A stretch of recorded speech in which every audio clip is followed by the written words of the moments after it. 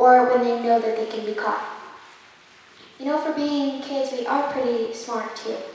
We know how and when we can try and get away with something. Most bullies feel that when they're around their peers, they're in so much control that nobody's going to say anything. They're being so mean and aggressive that everyone else is too scared to stop it. But this is where I stepped in. So there are about 500 kids that go to school here. That's a lot, especially when you break it down into groups. If I were to draw a line and divide you into 3 groups, you would have a small group. So from about right here to all the way back, stand up. You would have that small group. We'll call these guys the bullies. Okay, go sit down. Now we would have a second group. From right there to about right here, stand up. And this is the group that gets bullied. Go ahead and sit down. Now the rest of the people that I haven't called on, all of you stand up. Then there's this third group. This group makes up the rest being about 85%.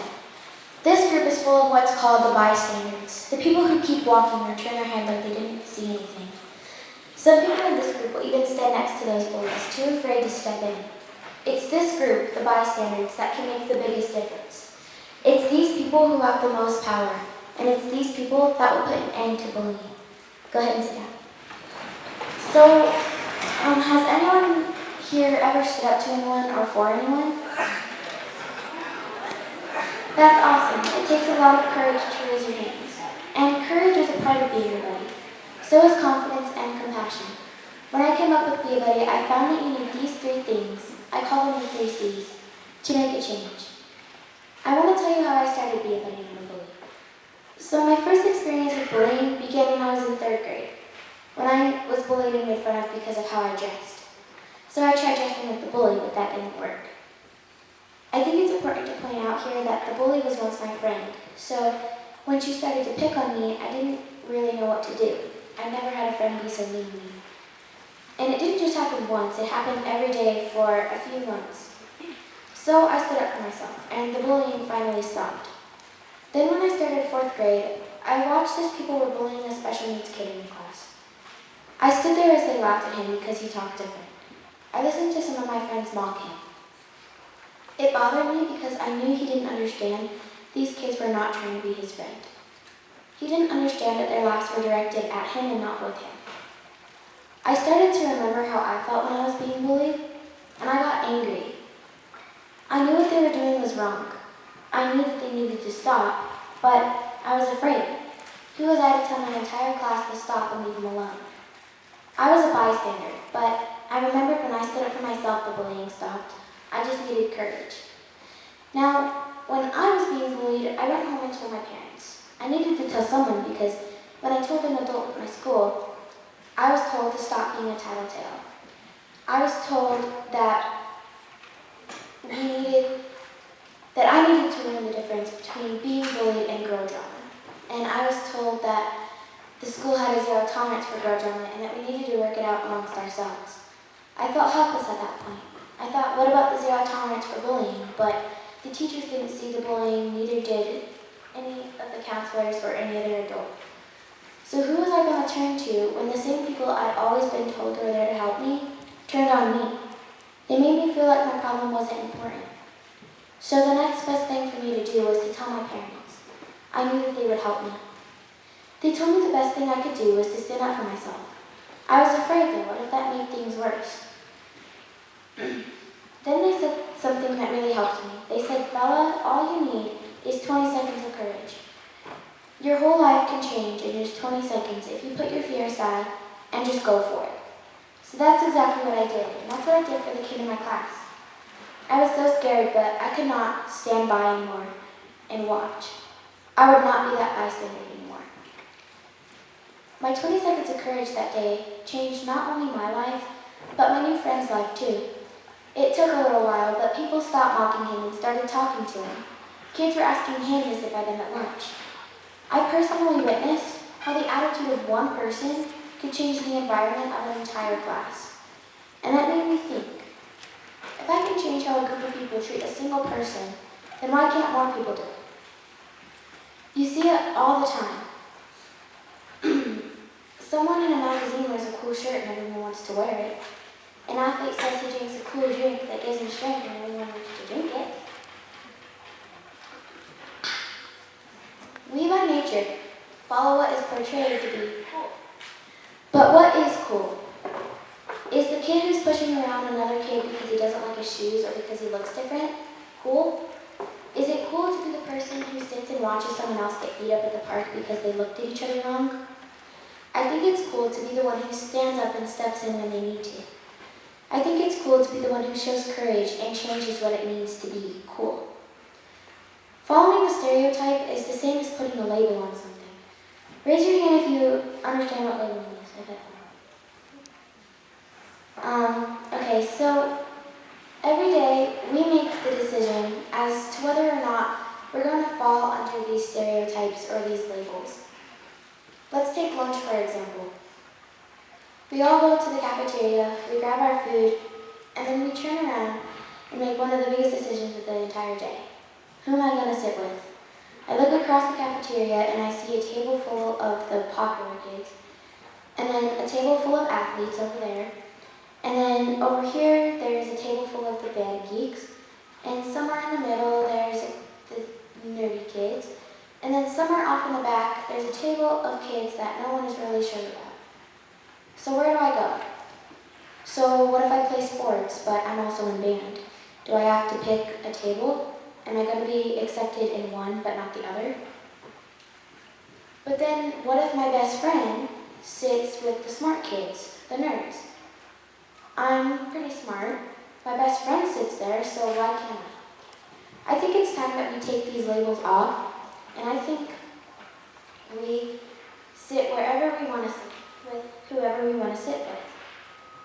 So let's go back to the sports drinks. I have 2 drinks. And without their labels, they're shaped different, they are a different color, and they might even taste a little different. But they're still the same sports drinks. Each one is going to give me what the other one is going to give me. So I want to share a story with you. This story takes place just this past spring when everyone was trying out for track. Everyone including a student who was autistic. His name is David. David was so excited and was trying his hardest to be part of the team. A small group of boys didn't like it so much. They went out of their way to humiliate David and call him names. They made fun of the way he ran because he was different. The entire track team watched this go on for an entire day. Finally, one girl had enough. She stood up and put herself between the boys and David. She told them to leave him alone and just let him practice. They laughed and walked away. The next afternoon, they started again. This time, a different boy told them to stop. This apparently caused a commotion because nearly half of the track team got involved. David was surrounded by his fellow teammates as they were all standing up for him. Needless to say, the boys walked away and didn't bother him again. They were defeated. Later in the track season, David was asked to compete in a race. He was nervous and he didn't want to. The school needed him to run though. Seeing how scared he was, his fellow teammates encouraged him as the race started. They lined the track and cheered him on from the beginning of that race all the way to the end. He found his 20 seconds of courage, and it was through the compassion of his team. Be a Buddy, Not a Bully is not a program so much as a mindset. There's no plan to follow, no set list of rules. There's no adult telling you that there are consequences if you don't follow it. It's all up to you. After I leave here today, a lot of you might wonder where we go from here. What do we do now? I get asked this question a lot. Once a month, I encourage a group of people who have shown courage, confidence, and compassion to come together and talk about what's going on in your school. How can you collaborate and encourage your student body to continue their fight against bullying? I will keep in contact with the school, and each and every one of you is welcome to contact me. So we're going to have a little fun. As you all came in, I randomly handed out index cards to a few of you. If you received a card, can you please come up and join me up here?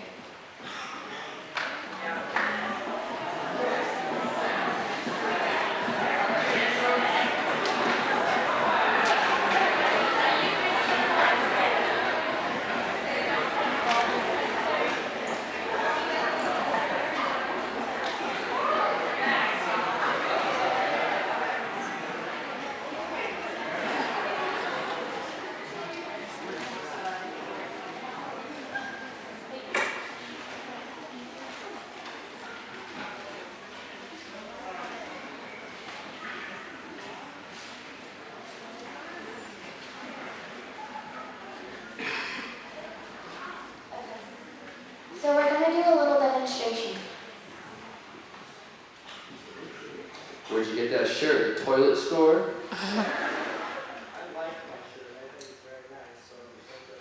Smells like your hair.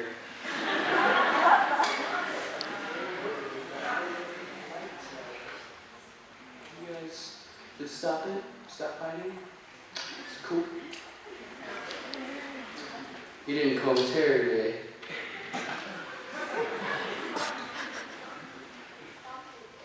Stop it. It's not very cool to mess with someone, even though if he's younger than you or older than you. It doesn't matter. No one here likes him.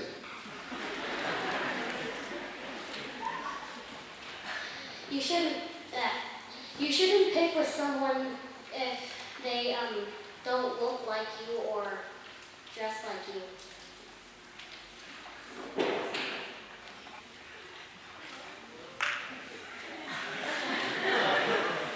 You shouldn't pick on people. I guess you're right. So give them a round of applause.